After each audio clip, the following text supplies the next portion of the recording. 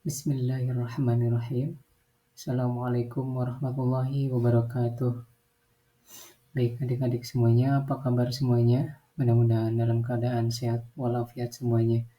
Insya Allah hari ini kita akan belajar mata pelajaran pendidikan agama Islam dan budi pekerti ya.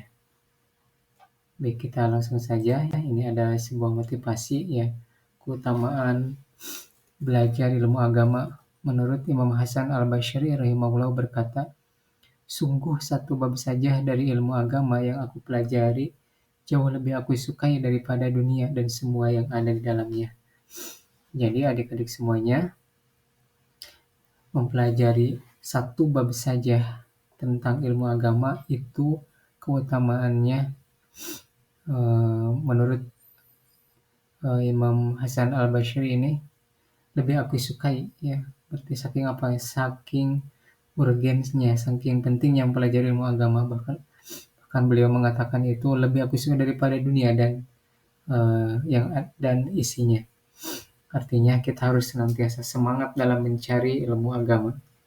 Baik, insya Allah hari ini kita akan belajar mengimani Allah Subhanahu Wa Taala melalui Asmaul Husna. Tujuan pembelajaran untuk memahami makna Asmaul Husna, Al-Karim, Al-Mu'min, Al-Wakil, Al-Matin, Al-Jami, Al-Adil, dan Al-Akhir.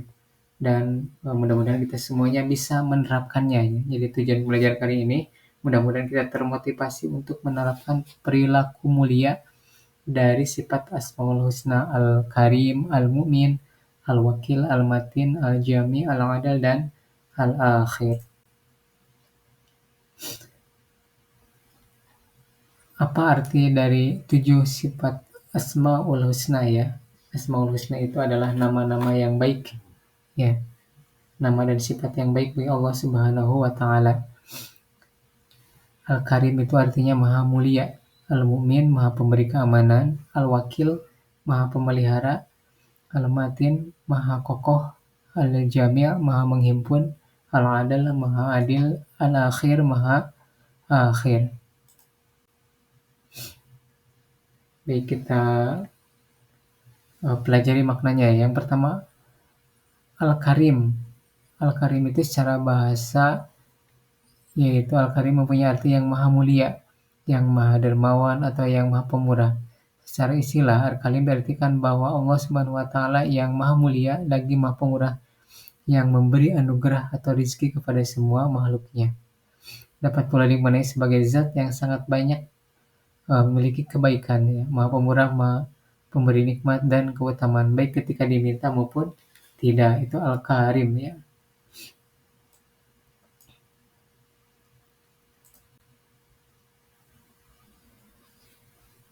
Ini mana Al-Karim ya, kesimpulan dari yang tadi itu Allah Subhanahu wa Ta'ala maha memberi ya, maha pemberi maaf. Menurut Imam Al-Ghazali, makna Al-Karim ini adalah menepati janji dan maha pemberi kepada hambanya.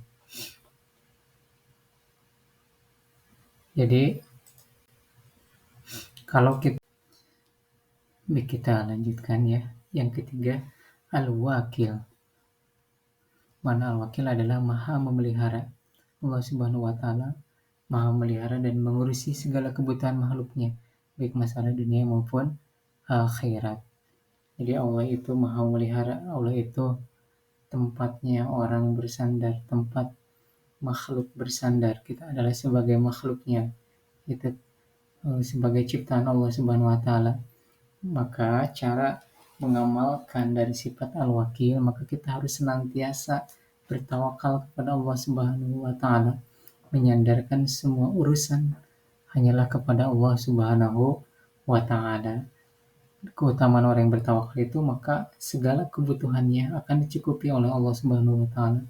Wa may yatawakkal 'alallah fa huwa hasbuh. Barang siapa yang bertawakal kepada Allah Subhanahu wa Ta'ala, maka Allah akan mencukupinya. Selanjutnya Al-Matin.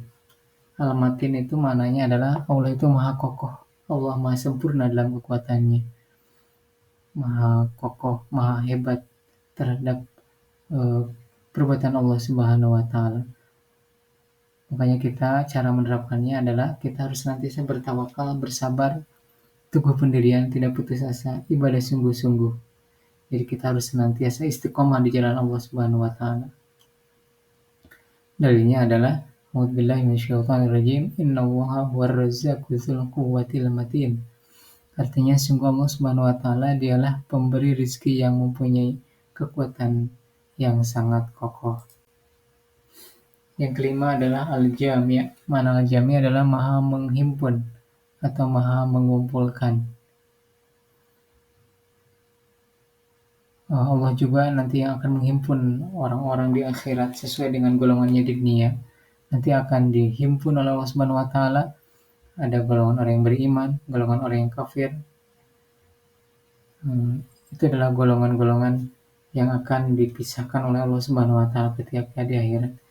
Bahkan itu ditentukan juga dengan siapa nanti kita berteman, dengan siapa nanti kita senantiasa berada di muka bumi ini, maka itu juga akan digolongkan nanti ketika di akhirat. Mudah-mudahan kita termasuk orang-orang yang beriman, termasuk orang-orang yang senantiasa digolongkan menjadi golongan orang-orang yang soleh. Selanjutnya yang keenam adalah al-adl. Allah Maha Adil. Ya, keadilan Allah Subhanahu wa taala bersifat mutlak, tidak dipengaruhi oleh apapun dan siapapun, senantiasa lurus. Ya, semua yang diciptakan Allah Subhanahu wa taala menunjukkan keadilan Allah Subhanahu wa taala yang maha adil. Cara meneladaninya, maka kita harus senantiasa berbuat adil. Dalam hidup kita harus adil. Ya. Wadu ala syai'in, menempatkan sesuatu pada tempatnya. Apabila kita harus mengambil keputusan, mengambil kebijakan, maka kita harus senantiasa adil.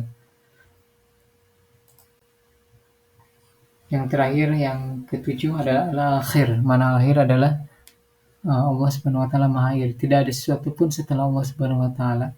Allah itu Maha Kekal yang sempurna. Allah Subhanahu wa taala berkehendak mengekalkan ciptaannya, tidak secara zat dan tabiat.